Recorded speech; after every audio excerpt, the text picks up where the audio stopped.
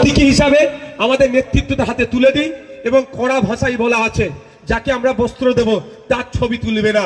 এই ছবি তুলি না বলে আবার তৃণমূলের লোকেরা বলে ভাইজানরা নাকি মিথ্যা করে এই ছবি দেখিয়ে চলে যায়।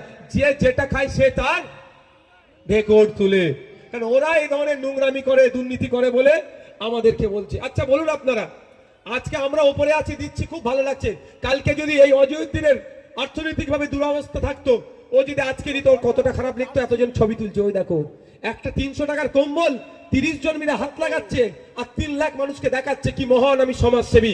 অত বড় সমাজসেবী আমরা হয়ে উঠিনি এখনো, আর হওয়ারও দরকার নেই। আমরা সমাজ ব্যবস্থা বদলাতে এসেছি। যদি মানুষকে দেওয়ার দরকার হয় গোপনীয়তা বজায় রেখে দিতে হবে, এটা আমাদের অসুল। আমরা এই মতো ভাবে চলি। তাই আপনাদের বলবো, আপনারা যারা আর্থিক ভাবে দুর্বল এখানে যদি থেকে থাকেন, আমি তাদের বলবো ওই স্টেজগুলোকে আপনারা পরিত্যাগ করুন। 120 টাকার একটা লুঙ্গি 150 টাকার একটা শাড়ি দেওয়ার জন্য স্টেজে তুলে যেভাবে অপমান করে মাগুলোকে বাপগুলোকে, এগুলোকে বন্ধ হওয়া দরকার। যদি মনে হয় মাকে বাপকে আপনি দান করবেন, তাহলে ক্যামেরা বন্ধ করে মা বাপের হাতে তুলে দেন।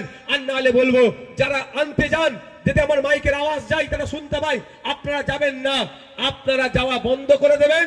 দেখবেন বেটারা আপনার দ্বারে এসে আপনাকে দিয়ে যাচ্ছে। আজকে আমরা আমাদের নেতৃত্ব, মাস্টার সাহেব আসুন, তাপস দা আসুন, তাপস বাবু আসেন, আর মাস্টার সাহেব প্রতীকী বস্ত্র বিতরণের সূচনা আমাদের দলের ওয়ার্কিং প্রেসিডেন্ট তথা আপনাদের দেগঙ্গার অবজারভার মাস্টার শামসুল আলী মল্লিক সাহেব এবং দলের রাজ্য কমিটির গুরুত্বপূর্ণ সদস্য তথা আপনার অশোকনগর বিধানসভার অবজারভার তথা জেলার সভাপতি তাপস ব্যানার্জি মহাশয় অঞ্চল সভাপতির হাতে তুলে দিচ্ছেন, এর প্রতীকী সূচনা করছে।